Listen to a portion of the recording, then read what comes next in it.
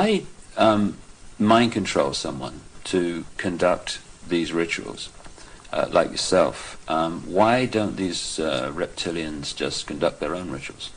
They don't seem to have the psychic abilities, and they look for people that have that and people in the bloodline that have that.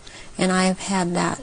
I've had a tremendous amount of psychic ability, and so I was picked and bred from before birth, and this is also something that other survivors that have been in high positions have known about me and told me.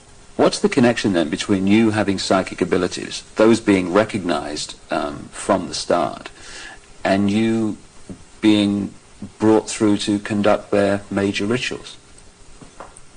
Well, it's kind of twofold.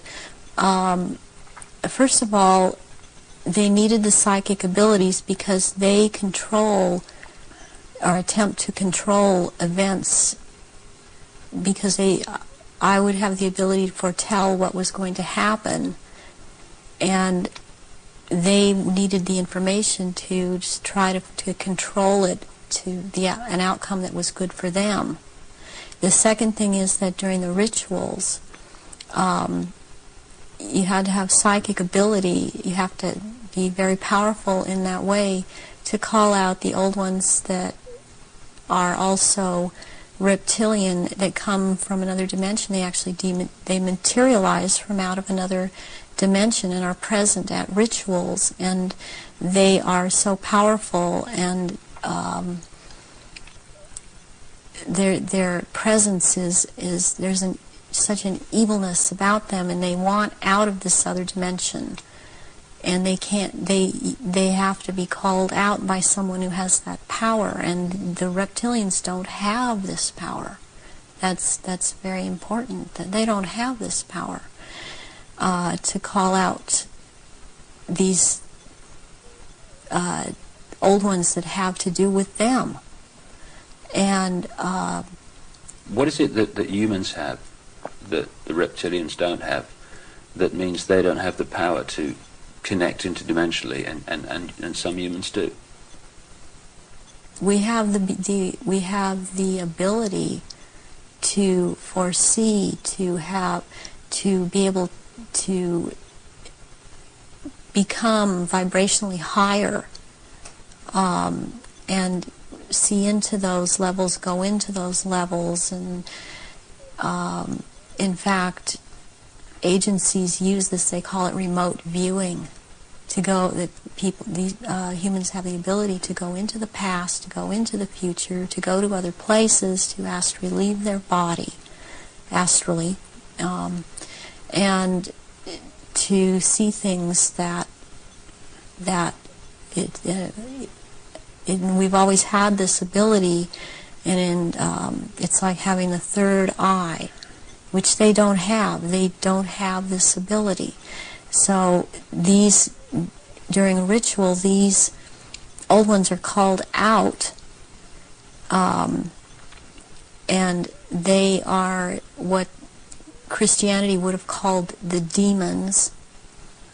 They are called out, and there is a circle that it has a hexagon in there, which is a powerful occultic symbol, and then there is a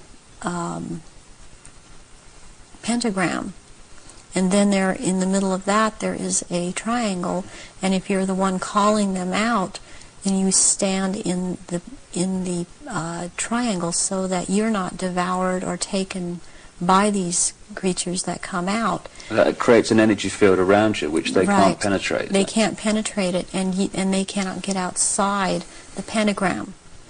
And they want out. They're always demanding to be let out. And so you have to be very powerful to keep them in line and to make them go back when it is time for them to go back. Why do the reptilians want to manifest these quote demons at the rituals?